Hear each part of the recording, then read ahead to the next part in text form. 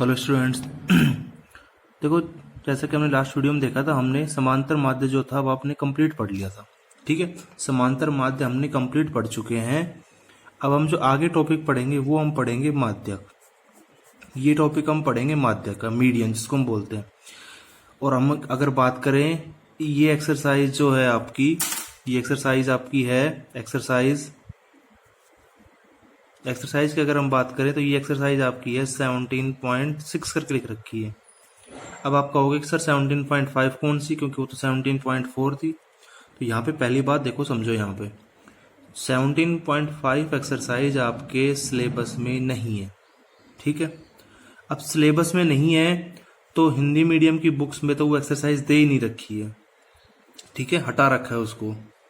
English medium की book में वो एक्सरसाइज दे रखी है, उसके 4 क्वेश्चन है। ठीक है, तो उसको आप हटा देना, क्योंकि इस साल से वो एक्सरसाइज आपकी हट गई है। पिछले साल भी नहीं थी और इस बार भी नहीं है, बस वो दे रखी है इंग्लिश मीडियम की बुक में ही दे रखी है, और सिर्फ हिंदी मीडियम की बुक में वो एक्सरसाइज नहीं दे रखी, इसलिए वो 17.5 एक्सरसाइज नहीं है। अब हम बात करते हैं 17.6 एक्सरसाइज जो है आपकी माध्यक। अब टॉपिक समांतर माध्य हमने पूरा पढ़ लिया, अब हम पढ़ेंगे माध्यक आपका। ठीक है, अब माध्यक की बात करते हैं। अब वो और कोई कंफ्यूजन रहना नहीं चाहिए एक्सरसाइज का कि 17.5 क्यों नहीं कराई। अब माध्यक की बात करते हैं तो देखो, सबसे पहले आपको बताया था, अगर आपको बेसिक इंट्रोडक्शन एक बार देखना, तो आपको बताया था, समांतर माध्य में भी बताया था कि 3 टाइप के क्वेश्चन मिलते हैं। ऐसे ही जब हम माध्यक पढ़ेंगे, मीडियन जब हम पढ़ रहे हैं अब हम, तो भी हम वही 3 टाइप पढ़ेंगे। फर्स्ट टाइप आपने क्या पढ़ी थी? व्यक्तिगत श्रेणी, यही पढ़ी थी, इंडिविजुअल सीरीज, तो हमें वही पढ़ना। अब यहाँ पे व्यक्तिगत श्रेणी से माध्यक हम कैसे निकालेंगे, कि अगर हमें कोई भी क्वेश्चन इस टाइप का मिल गया इंडिविजुअल सीरीज का, तो हम उससे मीडियन हम कैसे निकालेंगे। ठीक है, तो यहां पे देखो, अब सबसे पहले बात तो ये समझनी, अगर किसी ने नहीं समझी है, तो व्यक्तिगत श्रेणी का मतलब क्या होता है, इंडिविजुअल सीरीज का मतलब क्या होता है। तो इसको आप 2 तरीके से कैसे भी आप समझ सकते हो। कैसे? व्यक्तिगत श्रेणी का मतलब ये होता है, यहां हमें सिर्फ एक्स का ही मान दिया जाता है, हमें बारंबारता नहीं दी जाती। बस सिंपल सा तरीका, बारंबारता में नहीं दी जाती, सिर्फ एक्स के मान दिए जाते हैं, तो वही हमें क्या बोलते हैं? व्यक्तिगत श्रेणी बोलते हैं। दूसरे तरीके से समझे तो 17.1 एक्सरसाइज में आपने क्या क्वेश्चन पढ़े थे कि कोई क्रिकेटर 10 इनिंग में इतने रन बनाता है। अब जो ये एक क्रिकेटर ने 10 इनिंग में रन बनाए, ये उसके पर्सनल रन है, उसके व्यक्तिगत रन है, व्यक्तिगत स्कोर है, उसका पर्सनल इंडिविजुअल स्कोर है। तो इसलिए ही ये उनको, उस तरीके के क्वेश्चन को हम बोलते हैं व्यक्तिगत श्रेणी। वहां हम समांतर माध्य पढ़ते थे उनका। अब यहाँ पर हम क्या पढ़ेंगे? उनका माध्यक पढ़ेंगे। तो ये आपकी टाइप फर्स्ट है, आगे होगी समझ में। अब देखो, जब भी इस टाइप के क्वेश्चन मिलते हैं, जैसे समांतर माध्य में तो आपने क्या करा था कि आंकड़ों का योग बटे आंकड़ों की संख्या, सम ऑफ टर्म इन अपॉन में टोटल नंबर।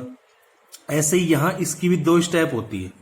पहली स्टेप क्या होती है कि हमें जो भी क्वेश्चन में एक्स के मान मिलते हैं, एक्स कैसे मान मिलेंगे, सबसे पहला काम आपका फर्स्ट स्टेप ये रहेगा कि जो एक्स के मान दे रखे हैं, उन मानों को सबसे पहले आरोही क्रम में लिखना, रीअरेंज इन असेंडिंग ऑर्डर। आरोही क्रम असेंडिंग ऑर्डर सबको पता है, छोटी डिजिट से बड़ी डिजिट की तरफ लिखना। ठीक है, तो पहला काम हम ये कर लेंगे। इसी के टाइप के 2 क्वेश्चन मैं कराऊंगा आपको, फिर आगे बात करेंगे।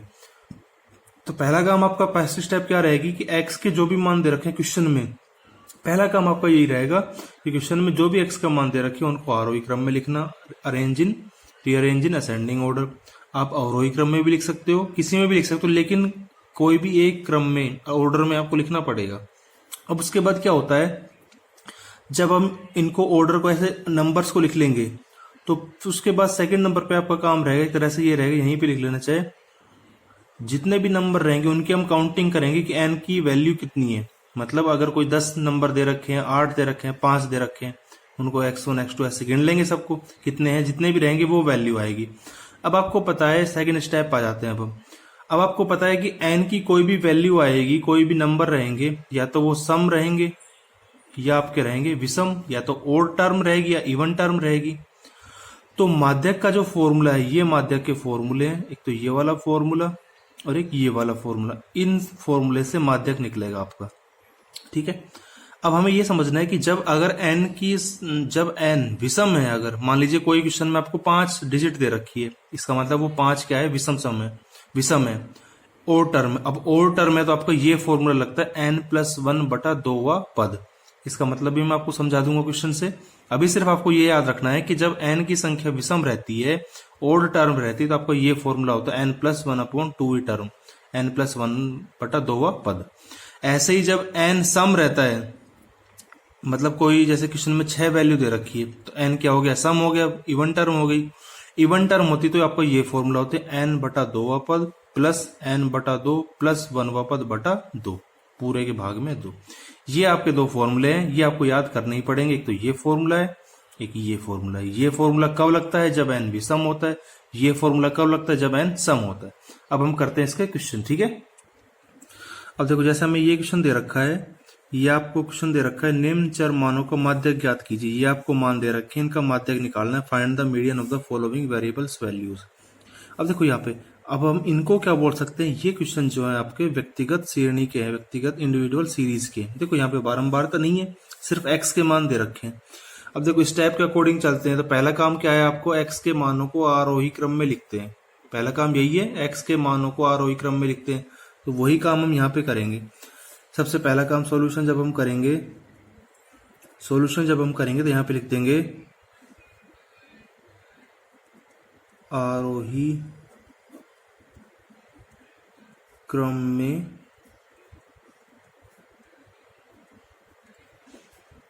लिखने पर, ठीक है, अरेंज इन असेंडिंग ऑर्डर। अब पहला काम आपका क्या है कि इनको असेंडिंग ऑर्डर में, छोटे से बड़े में करना है। तो यहाँ पे देख लो, सबसे छोटी डिजिट क्या है, यहाँ पे 13 है, ठीक है। 13 के बाद क्या आ जाएगा आपका, ये 19 आ जाएगा। 19 के बाद क्या आ जाएगा, 20 आ जाएगा, ठीक है। 20 के बाद आप देखते हैं, तो देखो यहाँ पे 20 के बाद अगर हम बात करें, तो 20 के बाद आपका ये डिजिट है 25। 25 के बाद देखते हैं, तो देखो 26 और 28 है, तो इनको लिख दिया 26 और 28 लिख दिया, ठीक है। 26 और 28 के बाद अगली डिजिट हम देखते हैं। अगली डिजिट हम बात करें, 28 के बाद आपका आ जाता है ये रहा 33, ये लिख दिया हमने 33।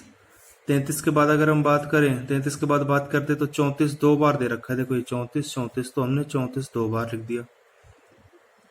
इसके बाद 34 के बाद आपको पता है क्या आएगा, 36 आएगा, ये आ गया। कंफर्म करने के लिए एक बार इनको काउंटिंग करके देख लेते, 1 2 3 4 5 6 7 8 9 10, 1 2 3 4 5 6 7 8 9 10। ये कंफर्म करने से क्या पता लग गया कि हमने सारी डिजिट लिख ली, यहाँ पे कोई डिजिट मिसिंग नहीं हुई है। अब आपने देखो यहाँ पे काउंट कर लिया, तो ये n की वैल्यू कितनी आई है, कितने नंबर है, 10 है। और 10 है तो आपको पता है 10 कैसे है, ये सम है, और डिजिट है, इवन डिजिट है, सॉरी इवन टर्म है।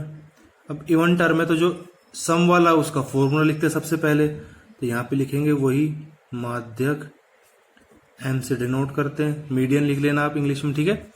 फॉर्मूला लिखते हैं सबसे पहले। फॉर्मूला आपका होता है n/2 पद प्लस n/2 प्लस 1 पद बटा 2।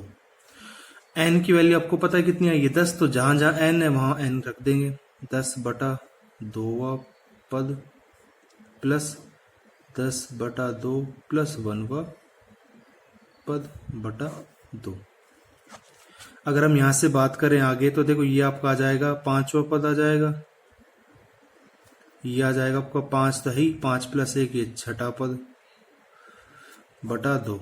अब ये आपको देखना है। अब इनका मतलब समझाता हूं मैं आपको, ये 5वां पद 6ठा पद, इसका मतलब क्या है। देखो जो आपने आरोही क्रम में लिखे हैं, अब यहां से आपको सिर्फ ये देखना है 5वां पद मतलब इसमें आरोही क्रम में जो लिखा है, इस क्वेश्चन में नहीं देखना, आरोही क्रम में जो लिखा है, इस आरोही क्रम में असेंडिंग ऑर्डर में 5 नंबर पे कौन सी टर्म है, देखो फर्स्ट, सेकंड, थर्ड, फोर्थ और फिफ्थ। ये है 5 नंबर की टर्म और ये 6ठे नंबर की टर्म, ये आपको दोनों लिखनी है। तो कितनी कितनी है ये, 26 प्लस में 28 बटा 2, टोटल कर देंगे, ये आ जाएगा बटा 2 27। तो इस क्वेश्चन का माध्य कितना आ गया, 27 आ गया। आ गया होगा समझ में कि ये वापद का मतलब क्या होता है दोनों फॉर्मूले में, ठीक है। ऐसी जब विषम रहता है तो विषम वाला फॉर्मूला लगा देंगे, और फिर उसमें भी ऐसी टर्म देखेंगे कौन सा पद है वो। ये आपका क्वेश्चन था। ऐसा ही इसका सेकंड क्वेश्चन अब हम वो करते हैं।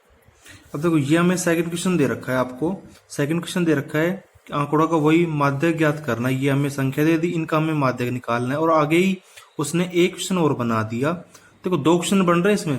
पहले तो क्या दे रखा है, निम्न आंकड़ों का माध्यक, मतलब ये आंकड़े दे रखे हैं, ये डाटा में दे रखा है, इनका मीडियन निकालना है। ठीक है। इसके बाद उसने सेकंड क्वेश्चन इसी में क्या बना दिया कि यदि 25 को 52 से बदल दिया जाए, मतलब 25 को रिप्लेस कर दे 52 से, तो नया मीडियन क्या आ जाएगा, नया माध्य क्या आएगा। ठीक है। तो 2 क्वेश्चन है। पहला काम तो आपका ये है कि ये जो आंकड़े दे रखे इनका माध्यक निकालना। ठीक है। तो पहला काम तो आपका वही रहेगा, सेम आरोही क्रम में लिखने पर।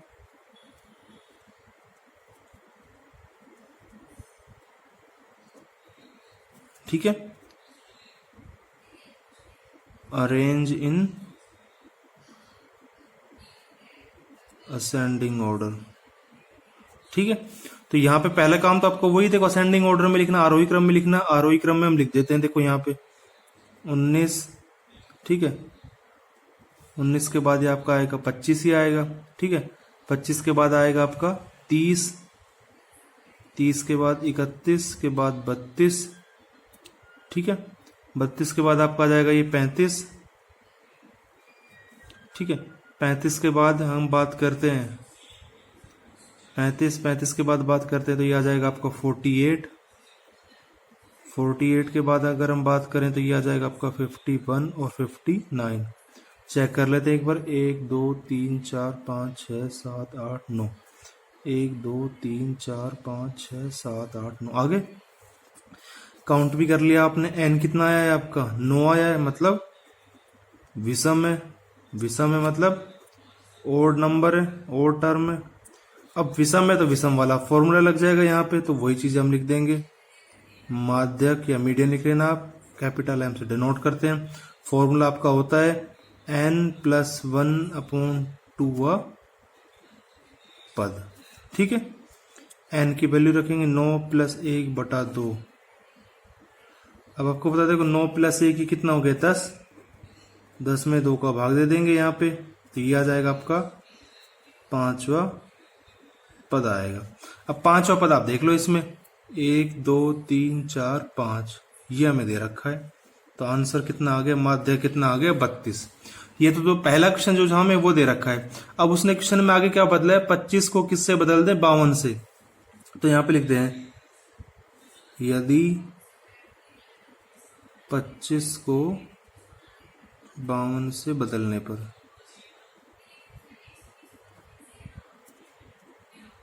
if 25 is replaced by 52, मतलब जहां 25 की जगह 52 लिखे। अब देखो यहाँ पे समझो, 25 की जगह 52 है, तो आपको पता है 52 जब हम दोबारा से आरोही क्रम में लिखेंगे तो 52 तो यहाँ पर आएगा। तो मैं डायरेक्ट ये लिख देता हूँ, आपको समझ में आ जाना चाहिए बस। 19 30 31 32 35 48 51 52 और 59। देखो गलती क्या होती है, हम ये समझते हैं 25 को 52 से बदलना है, तो इसकी जगह 52 लिख देते हैं बस। अब आप सम बताओ, 19 के बाद 52 फिर 30 आरोही क्रम में हुआ या असेंडिंग ऑर्डर में, नहीं। इसलिए जहां पोजीशन है वहीं आएगा। नंबर तो आपको पता ही है, वही n बराबर 9 ही है। माध्य की अगर हम बात करें मीडियन, तो आपको पता है वही 5वां पद आएगा। भाई डिजिट थोड़ी चेंज, वही है 5वां पद। आप इसमें देख लो 1 2 3 4 5। अब 5वां पद कितना है यहाँ पे, 35। ये आपका आंसर आ जाएगा। तो ये फर्स्ट टाइप के सिर्फ ये 2 ही क्वेश्चन दे रखे हैं आपको, 2 एग्जाम्पल दे रखे, वो आप करना बुक में देख के। अब हम करते हैं इसकी सेकंड टाइप। अब देखो सेकंड टाइप आपने यही पढ़ी थी, अवर्गीकृत बारंबारता बंटन, अनग्रुप्ड फ्रीक्वेंसी डिस्ट्रीब्यूशन। अब हम इससे मीडियन माध्यक कैसे निकालना है। अब देखो टाइप की अगर हम बात करें, अवर्गीकृत बारंबारता का मतलब मैंने आपको बताया था कि जिस टेबल में हमें एक्स और एफ मिलता है, एक्स और एफ मिलता है, उसको हम बोलते हैं अवर्गीकृत बारंबारता बंटन। मतलब एक्स के मानों में अंतराल नहीं मिलता, प्रॉपर निश्चित अंतर नहीं होता, तो इसलिए उसको बोल देते हैं अवर्गीकृत। अगर प्रॉपर अंतर होता है सब में तो हो जाता है वर्गीकृत। ठीक है। अब देखो क्वेश्चन करने कैसे, जब हमें अवर्गीकृत में इस टाइप में मिलेगी, तो देखो सबसे पहला काम आपका रहेगा संचयी बारंबारता, CF। हिंदी मीडियम और इंग्लिश मीडियम दोनों को इसे समझना है। संचयी बारंबारता CF, ये CF की टेबल तैयार करनी है। जैसे ये CF का मतलब इंग्लिश में अगर हम बात करें, CF का मतलब होता है आपका कम्यूटेटिव फ्रीक्वेंसी। ठीक है, CF की टेबल तैयार करते हैं, मतलब जैसे हमें क्वेश्चन में X और F तो मिलेगा ही, हमें सिर्फ क्या करना है, आगे CF की टेबल तैयार करनी है ऐसे। अब ये तैयार करनी कैसे वो समझना है। पहले देखो, CF का मतलब है तो वही फ्रीक्वेंसी आ रही है, बारंबारता आ रही है, मतलब कहीं ना कहीं इसका रोल रहेगा CF की टेबल तैयार करने में, वो मैं क्वेश्चन में बता दूंगा आपको। उसके बाद सेकंड स्टेप क्या होती है, n/2 का मान ज्ञात करते हैं। अब हमें पहले तो ये समझना है कि n क्या है। n क्या है यहाँ पे, सिग्मा FI, खूब आराम से समझा रखा है आपको समांतर माध्यम में। सिग्मा FI क्या रहता है, मतलब इन सब का टोटल। अब थर्ड स्टेप पे क्या रहेगा कि n/2 का जो भी मान आएगा, उस n/2 के से ठीक अधिक वाला मान CF में देखते हैं इस टेबल में कहां पर है, और जो भी वो मान रहता है, जिसका भी वो मान रहता है x में, वही आपका क्या हो जाएगा, माध्यक हो जाएगा। Just above n/2 values of x will be median. Question से समझना है, देखो क्वेश्चन से खूब आराम से समझ में आ जाएगा क्या क्या चीज है। ठीक है, अब हम क्वेश्चन करते हैं इसका।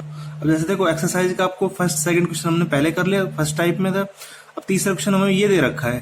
अब हमें कह दिया कि इस क्वेश्चन का माध्यक निकालना है, हमें मीडियन निकालना है। ठीक है, प्राप्तांक हमें मार्क्स दे रखे हैं x, आपको पता है, विद्यार्थियों की संख्या, नंबर ऑफ स्टूडेंट, या हमें फ्रीक्वेंसी f दे रखी है।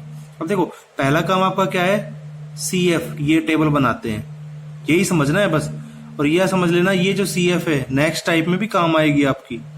ये सारी चीज जब हम इसकी थर्ड टाइप पढ़ेंगे तो सारा काम आएगा ऐसे कैसे, एज इट इज। ठीक है, तो देखो यहाँ पे CF बनाते कैसे, देखो CF बनाने में देखो हमें ये पता है, CF का मतलब क्या होता है, कम्यूटेटिव फ्रीक्वेंसी, संचयी बारंबारता, और F का मतलब क्या होता है, बारंबारता, खाली नॉर्मल बारंबारता। तो बारंबारता का कहीं यूज आ रहा है, तो बारंबारता का यहाँ पे क्या यूज आता है, जो पहली बारंबारता रहती है F में, वो हमेशा CF की भी सेम रहती है। याद रखना, फर्स्ट हमेशा कैसी रहेगी, सेम रहेगी हमेशा, हर क्वेश्चन में, माध्यक वाले क्वेश्चन में, जहां भी टेबल वाला क्वेश्चन आ रहा है, CF समझ लेना, चाहे सेकंड टाइप हो ये वाली, या वर्गीकृत वाली हो, ग्रुप्ड वाली, उसमें भी हम CF निकालेंगे, तो उसमें भी हम ऐसे निकालेंगे। फर्स्ट जो है फ्रीक्वेंसी एज इट इज आएगी सेम, उसके बाद जो आ गई फ्रीक्वेंसी, अब जो ये है वो नेक्स्ट वाली इनमें, इसमें क्या होती है, ऐड होती चलती है। 2 + 8 कितना हो गया, यहाँ पे लिख देंगे 10। फिर ऐसे ही 10 + 16 ये कितना हो जाएगा, 26। ऐसे ही 26 + 26 ये कितना आ जाएगा, ऐसे ऐड होते चलते हैं ये क्रॉस में। ठीक है, 26 + 26 52 लिखते हैं, यहाँ पर है 52 + 20 ये कितना आ जाएगा आपका, 72। 72 + 16 ये कितना आ जाएगा आपका, 88। ठीक है, 88 + 7 ये कितना आ जाएगा, सॉरी 88, 88 + 7 कितना आ जाएगा, ये 99, और ये आ जाएगा आपका, सॉरी 95, और ये आ जाएगा आपका 99। ठीक है, ये हमने CF की टेबल बना लिया। आ गया वो समझ में, दोबारा से देख लेते हैं। फर्स्ट फ्रीक्वेंसी हमेशा सेम रहती है, लिख भी रखा है। उसके बाद जो सेकंड, जो भी लास्ट में निकलती बाद की, वो सारी ऐड होके चलती है। 2 + 8 10, 10 + 16 26, 26 + 26 52, + 20 72, ये सब सारी ऐड आती है, ऐसे चलेंगे। अब मैं आपको बता देता हूँ एक सिंपल सी ट्रिक। उसके बाद में आपको क्या निकालना था, n निकालना था, और n का मतलब क्या होता है, सिग्मा FI। सिग्मा FI का मतलब ये।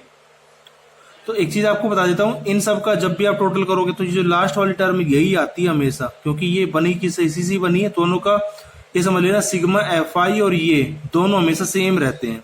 तो n का वैल्यू आ गया आपके पास में, n कितना है, 99 है। अब हमारी सेकंड स्टेप क्या आती है, n/2 का मान निकालना है। तो n/2 का मान निकालेंगे, 99/2, ये आ जाएगा आपका 49.5 पॉइंट में आएगा, कोई दिक्कत नहीं है। अब उसके बाद क्या रहता है, n/2 से ठीक अधिक वाला मान संचयी बारंबारता में, देखो 49.5 से ठीक अधिक वाला मान क्या है। अब इसमें देख लो, 49 से अधिक वाला मान कितना लिख रहा है, ये लिख रहा है 52। देखो है तो ये सारे ही, लेकिन जस्ट अबाउ में n/2 से ठीक अधिक, जस्ट अबाउ वाला मान कौन सा है, 52 है। अब ये 52 आपका, इसको अंडरलाइन कर लेते हैं। अब ये 52 मान x में किसका है, 30 का है, क्योंकि आपको बताया था कि CF वाला चर का मान, x का जो भी मान रहेगा वही माध्यक होगा। तो ये x का मान कितना है, 30 है, तो यहाँ पे लिख देते हैं 49.50 से ठीक अधिक